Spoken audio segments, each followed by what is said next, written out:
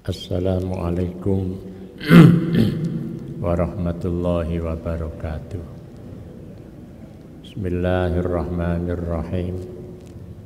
Alhamdulillahi rabbil alamin.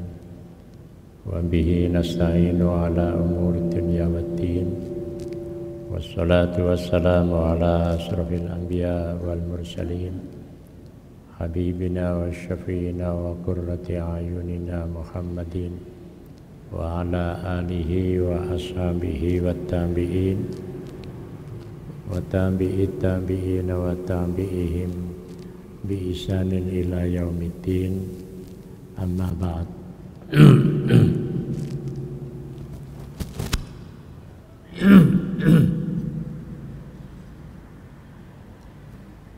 Qala ta'ala innan nafsa la ammaratun bisu' illa man rahima rabbi. Jamaah yang dimuliakan oleh Allah, mari kita awali kajian kitab Risalah Kusyairiyah dengan bersama-sama membaca Ummul Quran agar kita tetap sehat walafiat, ilmu manfaat, rezeki gangsar barokah, anak cucu soleh dan solihah.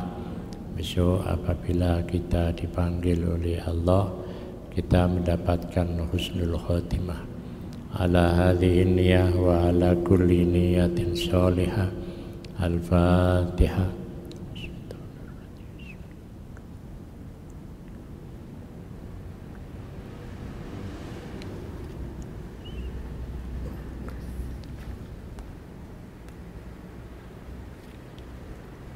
Jamaah yang dimuliakan oleh Allah,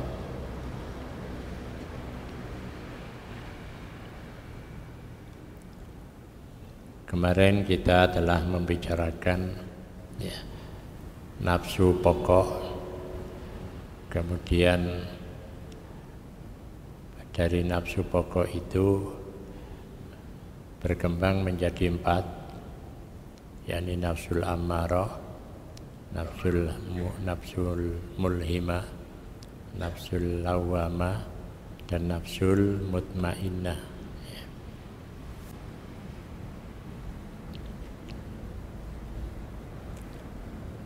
Jadi nafsu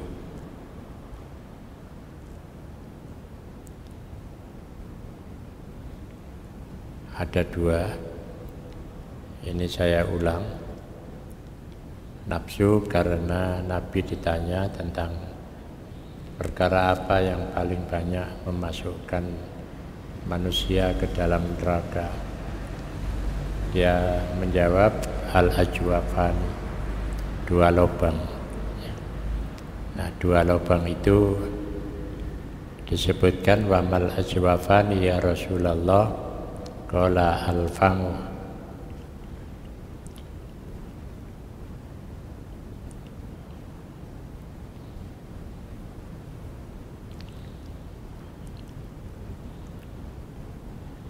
Jadi nafsu di sini ada 2, al-fam.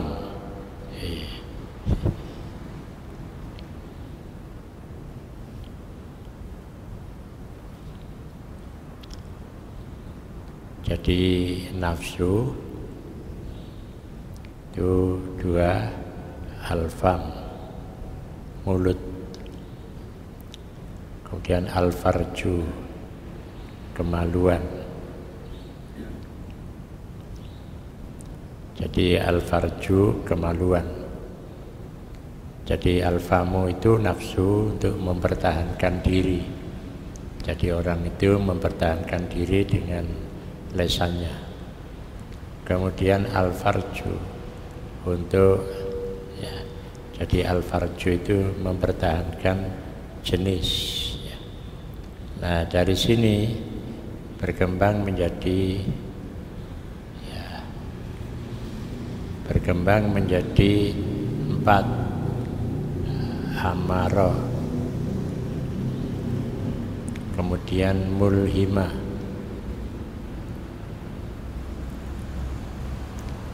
kemudian lawwamah,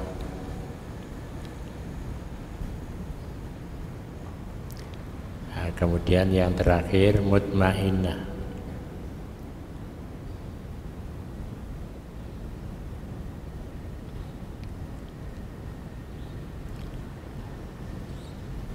Dari amarah ini ketika terwujud dalam perbuatan, jadi ini sifat yang ada pada diri manusia, tapi ketika itu mewujud di dalam praktek, maka amarah itu menjadi nafsu syaitoniyah. Jadi menjadi nafsu syaitoniyah. Kemudian mulhimah, ini menjadi nafsul bahimiyah. Jadi syaitoniyah itu ya meniru perbuatan setan. Kemudian mulhimah, ini menjadi nafsul bahimiyah. Jadi nafsul bahimiyah, binatang jinah ya. Jadi binatang jinah. Kemudian lawwamah, ini menjadi sabuiyah. Sabuiyah, binatang buas. Nah, kalau mutmainnah ini menjadi uluhiyah.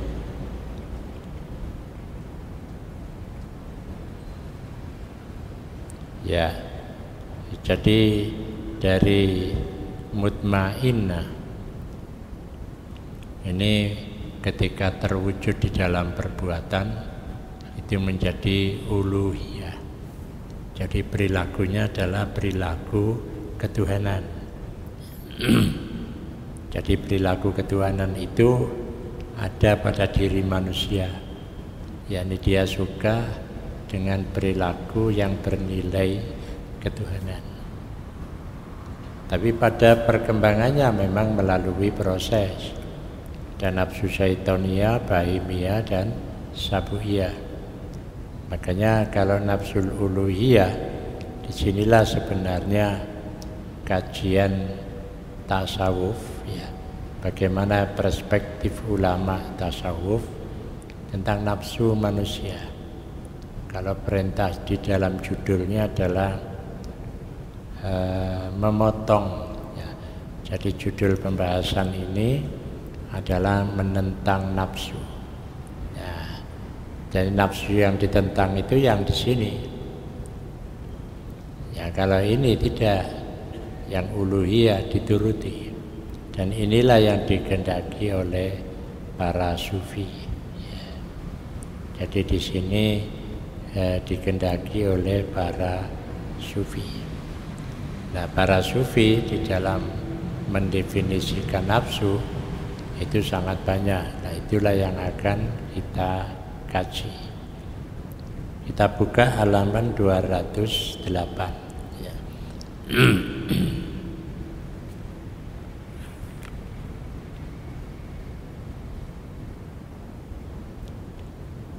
Ya, kita buka halaman 207 dulu bagian paling bawah supaya sambung. Salah seorang sufi ya, salah seorang dari para guru sufi pernah ditanya tentang Islam. Dia menjawab menyembelih nafsu. Jadi nafsunya itu disembelih dengan pedang yang mampu mencegahnya. Jadi di sini disembelih mampu mencegahnya. Jadi kalau begitu memotong ya. Nah, yang dipotong itu ya nafsu syaitoniyah, kemudian bahimiyah dan sabuiyah. Sabuiyah itu binatang buas. Kalau kita melihat di TV, di kehidupan alam binatang, maka di sana ada binatang buas. Mesti memangsa ya binatang yang lain gitu. Kalau bahimiyah ini binatang ya, yang sudah kutuk Jadi kalau bahasanya itu jinak-jinak merpati gitu ya. Jadi ini bahimia. Kemudian kalau syaitonia ini yang bahaya bagi manusia ya. Jadi sangat bahaya bagi manusia karena itu kelanjutan dari nafsu amarah, yakni nafsu di mana dia memiliki sifat seperti setan. Tapi dia bisa menampakkan dengan penampakan yang halus, padahal itu adalah nafsu syaitonia itu.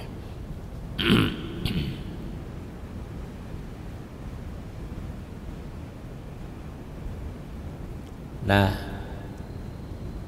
menurut Dunun Al-Misri, kunci ibadah adalah berpikir. Tanda-tanda cobaan adalah mencegah nafsu dan hawa, keinginan atau dorongan nafsu. Sedang mencegah keduanya harus meninggalkan keinginan keduanya. Ya. Jadi kalau kita melihat di sini pandangan Dunun Al-Misri, ya, namanya Dunun Al-Misri orang Mesir. Dia adalah seorang ulama sufi yang semula dia beragama Yahudi. Dia seorang yang ahli kimia, sehingga dia berteori al-faid, pelimpahan. Jadi kalau rezeki manusia itu diberikan oleh Allah dengan jumlah yang banyak, pasti nanti akan melimpah ya. Jadi melimpah pada yang lain. Demikian juga kalau dia itu dapat rahmah.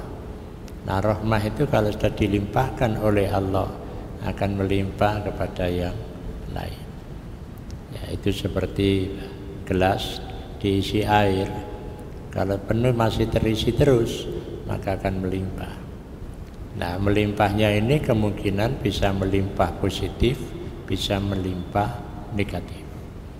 Jadi teori pelimpahan. Ya. Nah, menurut Ibnu Athaillah, nafsu akan didaki di atas buruknya budi pekerti, dan seorang hamba diperintah agar terus-menerus berbudi pekerti yang baik. Jadi pada dasarnya nafsu itu ya. Jadi kalau menurut Ibnu Athaillah, ya, nafsu akan didaki di atas buruknya budi pekerti. Jadi budi pekerti perilaku lahiriah seseorang. Jadi kalau seseorang itu punya budi pekerti, maka dia berarti bisa mengendalikan nafsu. Ya. Jadi para sufi menekankan itu pada sisi budi pekerti. Nah, budi pekerti ini disebut juga dengan, dulu pernah saya jelaskan ya, jadi ada adab ya, ada akhlak dan ada tasawuf. Budi pekerti itu tekanannya pada adab, ini tingkat dasar. Kalau tingkat kedua disebut dengan akhlak, tingkat menengah. Kemudian ada tingkat tasawuf. Jadi tekanannya kalau seseorang itu ya, bicara tentang agama, maka dia harus menekan nafsu, mengendalikan nafsu yang mewujud pada budi pekerti ya. Jadi budi pekerti yang bagus, sikapnya yang bagus pada orang lain, bagaimana dia mensikapi satu keadaan yang dia rasakan negatif, tapi dia mensikapinya dengan sikap positif ya. Jadi ada sesuatu yang datang pada kita itu negatif, tapi bagaimana kita bisa menerimanya itu positif. Tapi positifnya bukan pada saat itu, tapi menunggu waktu. Jadi menunggu waktu. Makanya kalau dalam bahasa tasawuf, apapun yang terjadi pada diri kita itu adalah takdir Allah. Nah, kita tidak tahu bahwa takdir Allah itu pasti bagus gitu. Cuma bagusnya itu ana sing langsung, ana sing ora langsung. Jadi bagusnya itu ana sing langsung, sekarang bisa dirasakan. Tapi ada yang menunggu waktu. Lah manusia biasanya gak pati sabar. Karepe ku njaluk bagusnya iku ya saiki. Padahal mben iku ana bagus gitu. Ya ibarat seorang minum obat ya. Jadi minum obatnya pahit ya.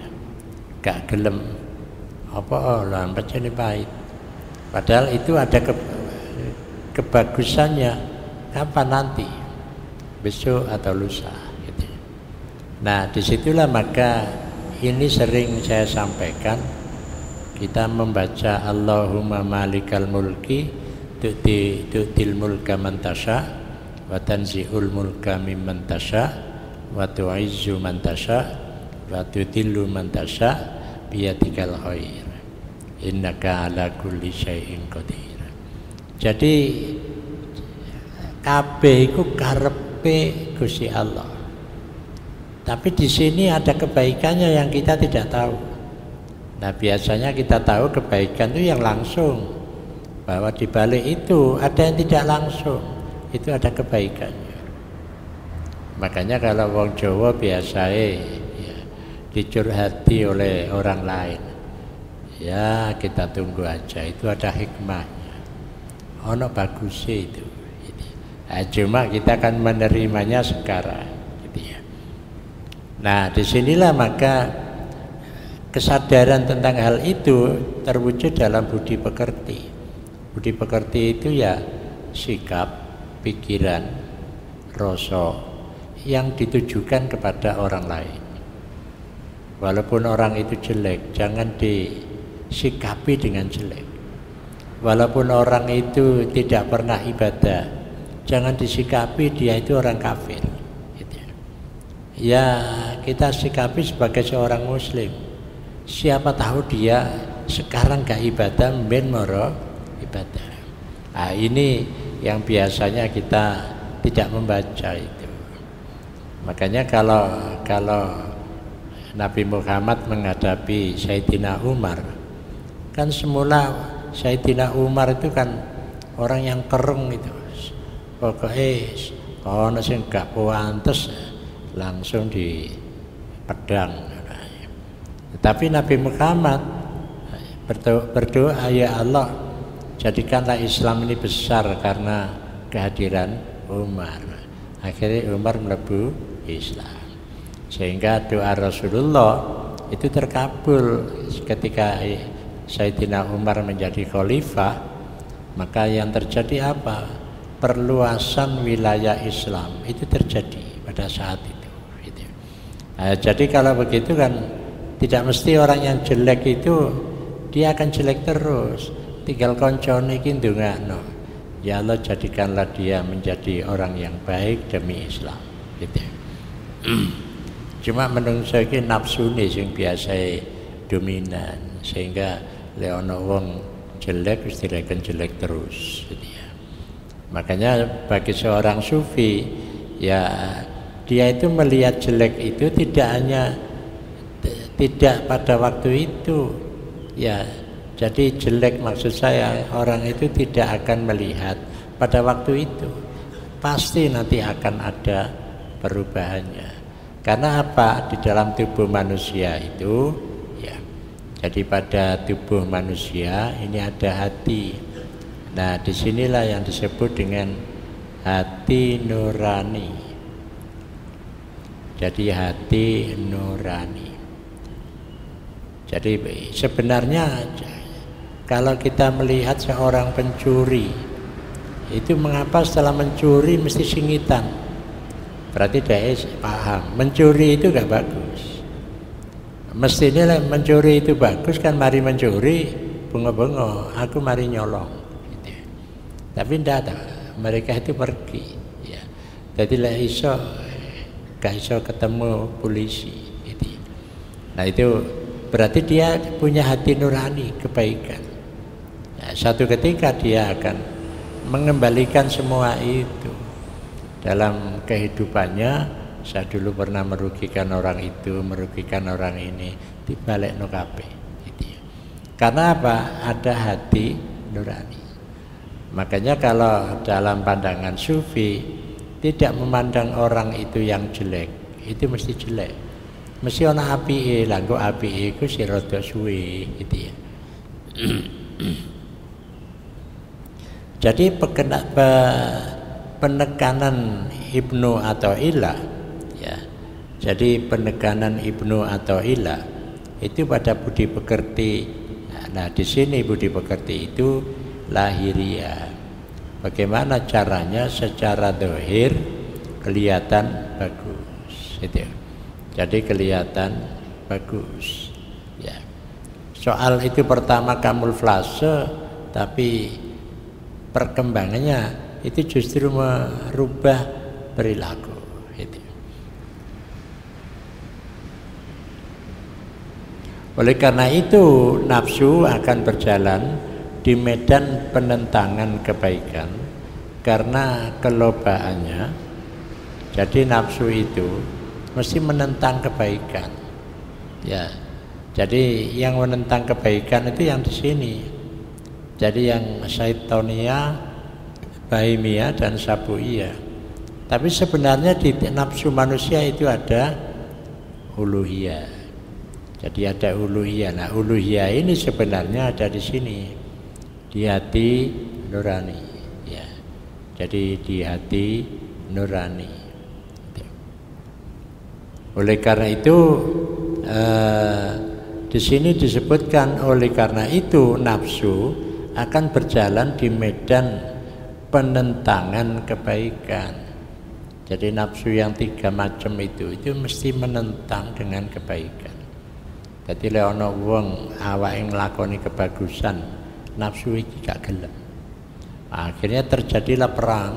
Ya, jadi terjadi perang di dalam tubuh manusia itu antara Syaitonia, Bahimia, Sabuia ini menyatu ya, kemudian berhadapan dengan uluhiyah.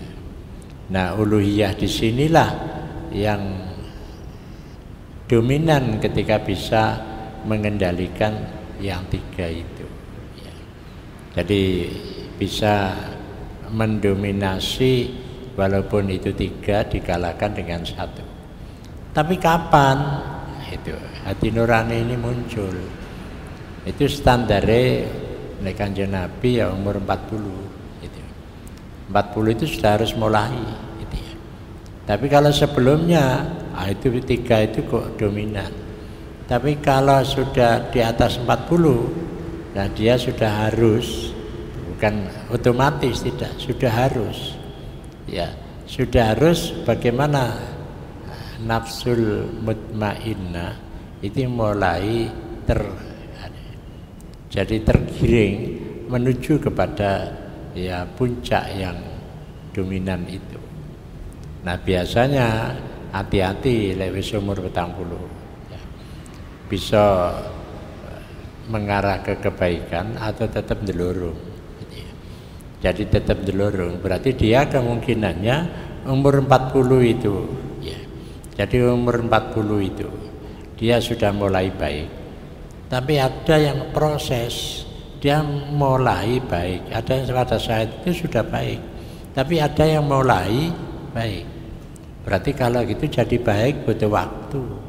Bisa 50, ketika umur 50 prosesnya bisa 60 ya. Bisa sampai 70 sih pancet ya. Ada itu ya. Tapi yang umum itu mesti semua itu kalau sudah umur 70 itu sudah mulai kebaikannya itu dominan. Soalnya apa? Awake iki wis rapati kuat. Mesti mikire kate nang ndi maneh gitu ya. Jadi kate nang ndi maneh gitu.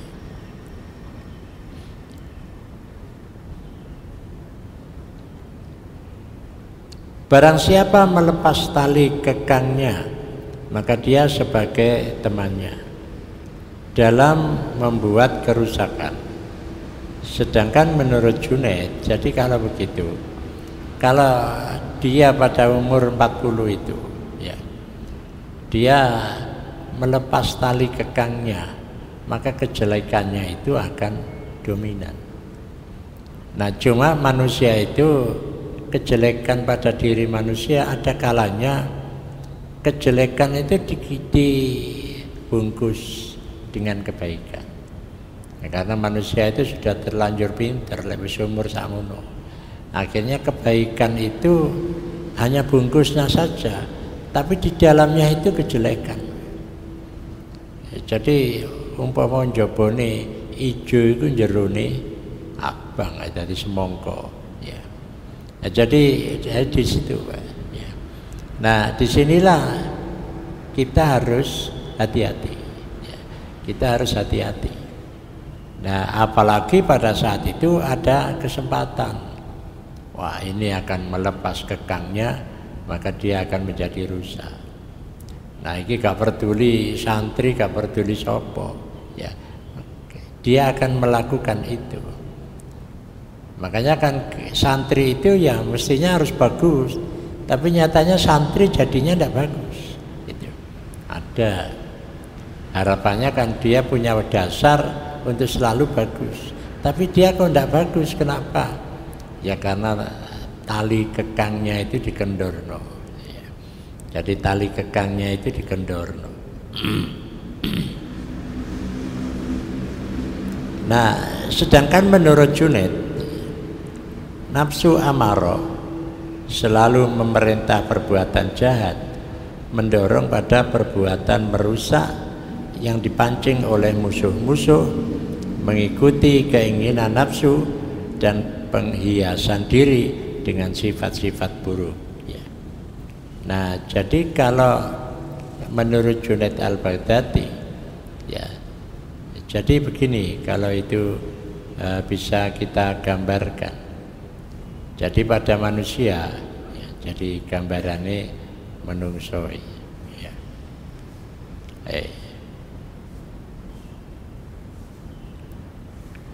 Jadi menungso.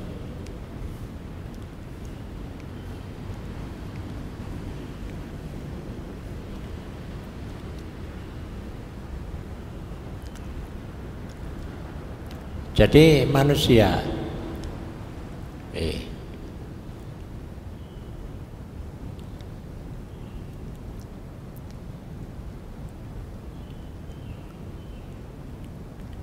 Jadi kalau gambarannya gini. Jadi kalau manusia di sini dia dikuasai oleh nafsunya, maka dia akan cenderung ya mengalahkan kebaikannya. Jadi apalagi nafsu amarah mendominasi dirinya. Maka kalau tadi saya katakan dia akan menjadi seorang yang seorang yang kelihatannya ngelakoni kebagusan, ketoke. Tapi itu di dalamnya itu tidak bagus, gitu ya. Jadi di dalamnya tidak bagus, gitu. Jadi kalau begitu di sini ada bahayanya. Makanya di situ di dalam agama itu disebutkan ada dua, qad aflaha man tazakka wa dzakara asma rabbih fasholla. Dia selalu zikir dengan menyebut asma Allah, wa dzakara asma rabbih fasholla. Ya.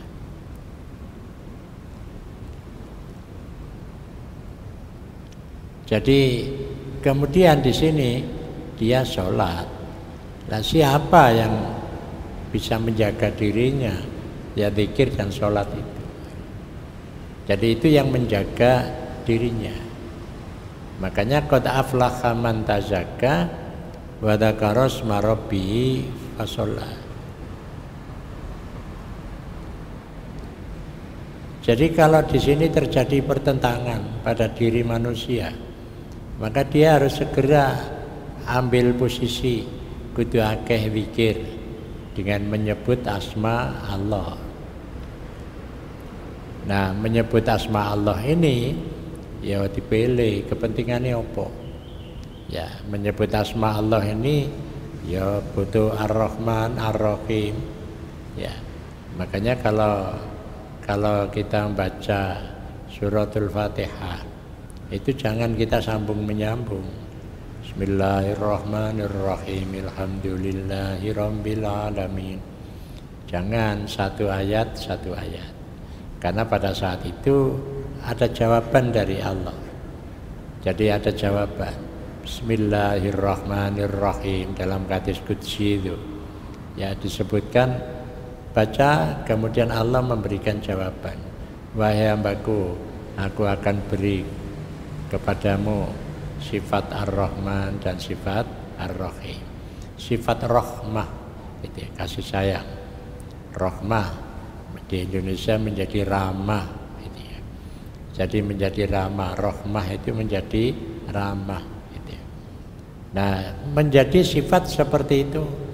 Nah, itu ada dialog antara hamba dengan Allah. Makanya dalam hadis qudsi itu kalau kita baca suratul Fatihah wajib disambung. Ya, apalagi di waktu sholat. Ya, satu-satu saja.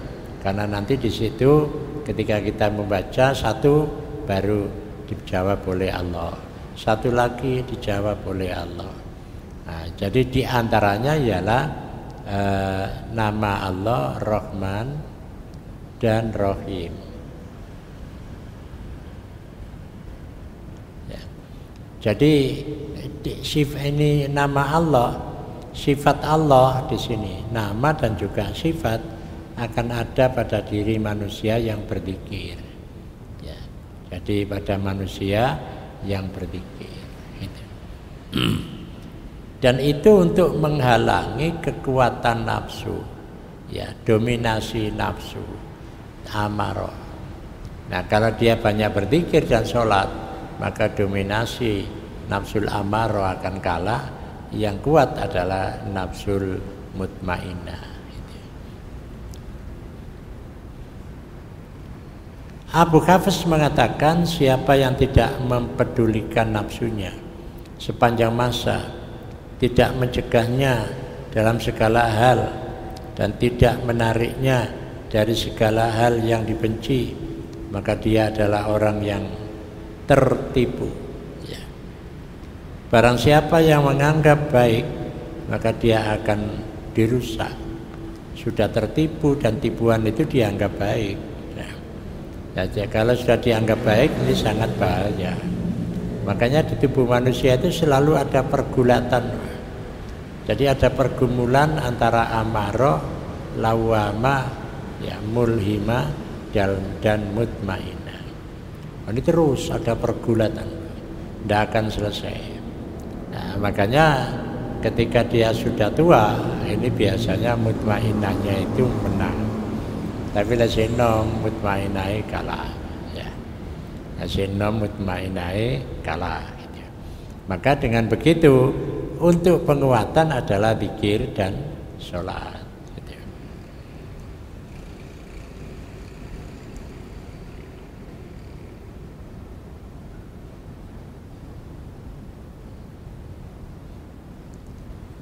Nah, barang siapa yang menganggap baik, maka dia akan dirusak oleh nafsunya tadi.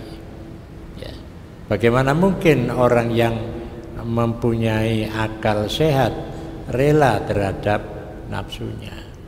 Makanya jadi kalau orang itu sudah punya akal yang sehat, jadi punya hati nurani, nah itu muncul karena zikir dan sholat, maka dia akan mengalahkan nafsul amarah itu.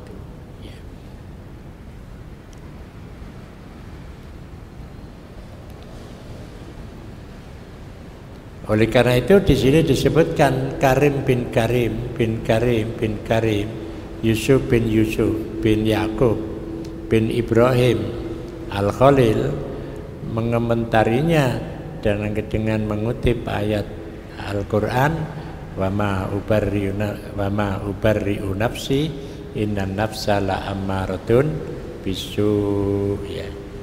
Jadi Nabi Yusuf itu dengan Zulaikha sakjane, ya. Asline Nabi Yusuf itu ya cinta nang Zulaikha, ya seneng Zulaikha ayu, ya.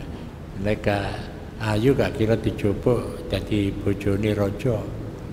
Lah Zulaikha roh Yusuf itu juga ayu, cuma Zulaikha gak pati betah menghati nafsunya. Lah Yusuf mengatakan wa ma ubarri'u nafsi innan nafsa la ammaratun bisu. Jadi ungkapannya begitu. Sajane aku iki yo iso ae nuruti nafsu. Tapi kan gak pantas wong aku iki sebagai seorang yang akan menjadi nabi kok nuruti nafsu. Makanya kalau kita membaca sejarah Nabi itu mesti itu mulai muda wis bagus bisa, gitu ya. Mulai muda bagus. Gitu. Nah, wiridane wa ma ubarri'u nafsi innan nafsa la ammaratun bisu. Ya, aku tidak melepaskan hawa nafsunya karena nafsu itu menyuruh berbuat jahat, ya. Jadi kalau begitu ya Nabi Yusuf atau Yusuf itu lebih menekankan kepada dzikir kepada Allah, gitu ya. Nah disinilah keutamaan. Makanya di tubuh manusia itu selalu ada perang, ya. Jadi kalau bahasa suratul Fatihah para mufasir itu menyebutkan ihdinas siratal mustaqim siratal ladzina an'amta 'alaihim ghairil maghdubi 'alaihim waladdallin. Jadi ya Allah tunjukkanlah saya pada jalan yang lurus, yang benar, ya. Bukan jalan bukan jalan orang-orang Nasrani dan Yahudi. Kan ada jalan Islam, siratal ladzina an'amta 'alaihim. Nah, itu mewujud di dalam kehidupan masyarakat sekarang. Terjadi pergumulan di tengah-tengah masyarakat. Jadi budaya Nasrani, budaya Yahudi, ya, dan budaya Islam ini bergumul di tengah-tengah masyarakat. Bagaimana orang Islam itu tetap berbudaya dan berperadaban Islami di tengah-tengah masyarakat yang sudah dikuasai seperti itu. Makanya kalau kita membaca, ya, jadi kalau kita membaca orang Islam saja itu sebenarnya kan dia punya kalender. Hari pertama itu kan menyebutnya Ahad, tapi mengapa umat Islam masih mengatakan Minggu? Nah, itu kan karena pergumulan budaya. Jadi dulu sebelum tahun 60-an di negara kita, kalender itu mesti menyebut Ahad. Tapi setelah tahun 60-an itu dicetak kalender. Ahad itu hilang menjadi Minggu. Ya. Dan itu dicetak kemudian dibagi gratis seluruh Indonesia. Itu sampai 5 tahun gratisan terus. Akhirnya wong Islam lali karo Ahad, sing dieling Minggu. Itu perang budaya, Pak. Sehingga wong Islam itu selalu menyebutkan kapan? Dino Minggu, gitu. Ya, dino Minggu, gitu. Jarang wong Islam kapan kita akan bepergian dino Ahad. Lah wong Jawa dino Ngat, gitu ya. Jadi dino Ngat, gitu. Lah itu sebenarnya pergumulan budaya. Gitu. Jadi pergumulan budaya. Negara-negara Islam itu kan di dalam tahun takwim, ya, perputaran ekonomi di negaranya itu kan menggunakan kalender Hijriah. Tapi akhirnya kalah karena dominasi dunia itu kalender Masihiyah. Jadi kalender Masihiyah. Lah ini kepergumulan budaya gitu. Apalagi kalau sudah berkaitan dengan ekonomi antara satu negara dengan negara yang lain, ini kuat-kuatan menggunakan tahun takwim itu menggunakan Masihi atau Hijri. Jadi ternyata di Saudi itu sekarang tahun takwim perputaran ekonomi menggunakan tahun Masihi, Pak. Karena kalah gitu ya. Nah, itu budaya. Jadi akan terus terjadi seperti itu. Ya, makanya kita juga harus bagaimana mempengaruhi banyak orang. Begitu masyarakat kita itu selalu kalau ditanya gimana kabarnya, alhamdulillah tetap sehat. Akhirnya masih bauda ya ngomong, ya apa cak, ya apa kabari, alhamdulillah tetap sehat. Gitu ya. Jadi alhamdulillah, berarti ini kan budaya. Jadi budaya. Nah, jadi kalau begitu banyak orang yang tidak beragama Islam, tapi lah ditakoni jawab alhamdulillah. Nah, ini terjadi pergumulan, gitu ya. Jadi terjadi pergumulan di dalam kehidupan masyarakat, dan itu terus, gitu ya, dan terus tidak akan selesai. Gitu ya. Makanya rumah kita itu, ya, kalau kita beri nomor, ya, kemudian diberi, ya, nama, usahakan namanya itu tulisan Arab dhisik, baru tulisan Latin. Gitu. Tapi itu tidak pernah ada itu. Ya tidak pernah ada tulisan Latin dhisik, Arabnya gak ono. Gitu ya. Padahal itu peradaban, gitu ya. Jadi peradaban. Nah, terus itu bergerak seperti itu. Itulah pergumulan budaya. Gitu ya. Ya, mungkin ada pertanyaan. Ya. Jadi pertanyaannya, kok masih banyak orang itu yang tidak mau melaksanakan sholat. Nah, karena ini memang terjadi pergumulan. Maka di negara kita itu pendidikan Islam itu mulai dini itu perlu digerakkan. Jadi pergumulan supaya dia ketika masuk di tengah masyarakat tidak goyah.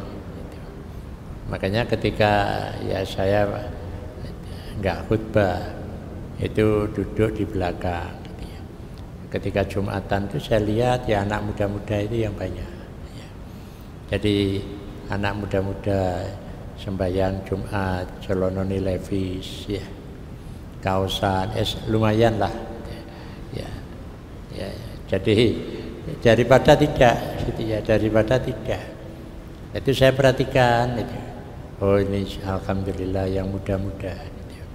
Nah, cuma ketika mereka dalam proses pembentukan itulah yang memang harus kita tekankan. Jadi kalau kita ada TPQ, tekanannya itu juga ke sana. Ya apa gelem sregep sholat gitu. Tekanannya itu. Jadi ya apa dia menjadi sregep sholat dan biasa sholat. Kalau di rumah ya anak kita, cucu kita, sholat jamaah. Nah, gitu akhirnya dia karena suara itu selalu muncul begitu adzan, ayo sholat, prai dhisik. Kalau tulisan HP, semua cepet-cepet wudu, sholat padahal anak umur 5 tahun, 6 tahun. Nah, itu membangun budaya. Gitu. Jadi membangun budaya sholat. Nah, sama dengan budaya ya budaya berkaitan dengan perilaku. Itu perlu terus dibangun. Karena ini membutuhkan waktu. Jadi itu terus. Gitu. Kalau tidak, kita akan kalah. Kita akan kalah. Nah, makanya kalau ya ada izin tempat maksiat, gitu. Ya itu kan menghapus karena izinnya kan belum habis. Nah, nanti ketahuan ketika dia izin usaha tapi kenyataannya di dalamnya begitu ya, nanti ketika mengajukan izin lagi itu ditutup, tidak boleh, gitu ya. Jadi tidak boleh. Karena apa? Bagaimanapun itu terus akan terjadi. Makanya budaya, ya, jadi budaya, membangun budaya, membangun peradaban, ini dunia ini terus berkembang. Makanya kalau membaca di Rusia, kemudian di Amerika, itu ya banyak orang-orang yang Nasrani itu sudah tidak lagi beribadah, gitu. Sehingga yang terjadi banyak gereja dijual. Lah oleh orang Islam langsung dibeli. Jadi langsung dibeli. Ini kan peradaban terus, gitu ya. Jadi peradaban. Maka disitulah kalau kita tidak membiasakan membangun peradaban, maka ya akhirnya tidak akan, ya kekuatan Islam akan berkurang. Makanya Islam itu kuat di negara kita, itu antara budaya dengan agama itu sudah menyatu. Sudah menyatu. Jadi wake mubalik yang datang dari Saudi, tahlilan, tibaan, itu bid'ah gitu ya. Tapi karena itu sudah kuat mengakar ya, masih obong-obong ya gak kira direken ya. Tahlilan ini jalan terus ya. Tibaan ini jalan terus. Ziarah ya jalan terus gitu. Nah, tapi kalau itu belum menjadi budaya, tidak bisa. Itu mesti hilang. Makanya kalau kita membaca sejarah, Belanda itu kan maunya pertama hanya persoalan ekonomi datang ke Nusantara, kemudian persoalan politik, yang ketiga itu persoalan ya agama. Jadi persoalan agama. Ya.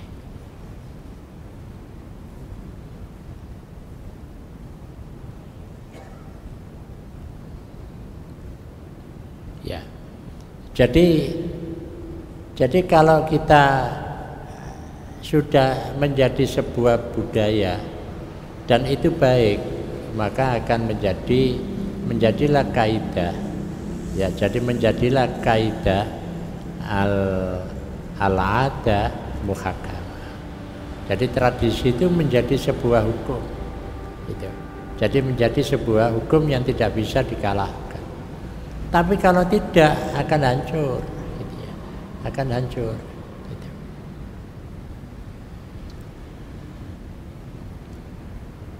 Ya, jadi ini ada pertanyaan, bagaimana kalau dalam Al-Quran ada sebutan kafir?